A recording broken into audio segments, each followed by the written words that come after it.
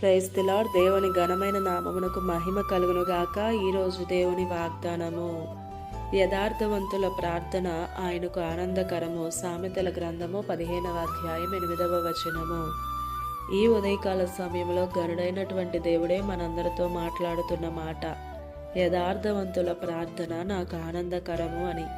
వాగ్దానం వింటున్న ప్రియ సహోదరుడా, సహోదరి, నీవు చేసే ప్రార్థన ఈరోజు దేవుని సన్నిధికి చేరుతుందా? నీవు దేవుని సన్నిధిలో ప్రార్థిస్తున్నావు కదా, ఆ ప్రార్థనలో యథార్థత ఉందా? ఒక్కసారి ఆలోచించుకో. క్రైస్తవులమైన మనలో చాలామంది ప్రతిరోజు దేవునికి గంటల తరబడి ప్రార్థన చేస్తున్నాను, నా ప్రార్థన అంటే ఆయనకు చాలా ఇష్టం అని అనుకుంటారు. అయితే నువ్వెంత బిగ్గరగా ప్రార్థన చేసినప్పటికీ, ఎంత సమయం కేటాయించినప్పటికీ నీలో పాపం ఉంటే ఖచ్చితంగా ఆ ప్రార్థన అనేది దేవుని వద్దకు చేరదు. ఇప్పటికైనా మన ప్రార్థనా విధానాన్ని మార్చుకుందాం. ఏ చిన్న లోపము, ఏ చిన్న తప్పిదము లేని వారంగా పరిశుద్ధమైన హృదయముతో ఆయనతో ఎప్పుడూ మాట్లాడుకుందాం. మనుషుల ఎదుట కాక ఆయన ఎదుట యథార్థవంతులుగా జీవిద్దాం.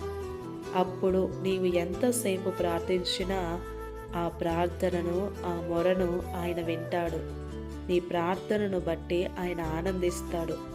ఆ ప్రార్థనను బట్టి దానికి సమాధానమిస్తాడు. నీవు యథార్థవంతునివైతేనే నీ ప్రార్థన కూడా యథార్థంగా ఉంటుంది. పరిశుద్ధ గ్రంథంలో ఒక మాట ఉంటుంది, యథార్థవంతులకు ఆయన ఏ మేలు చేయక మానడు అని.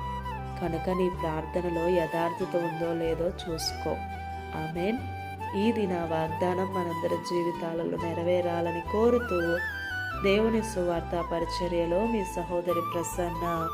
God bless you. ఆమేన్.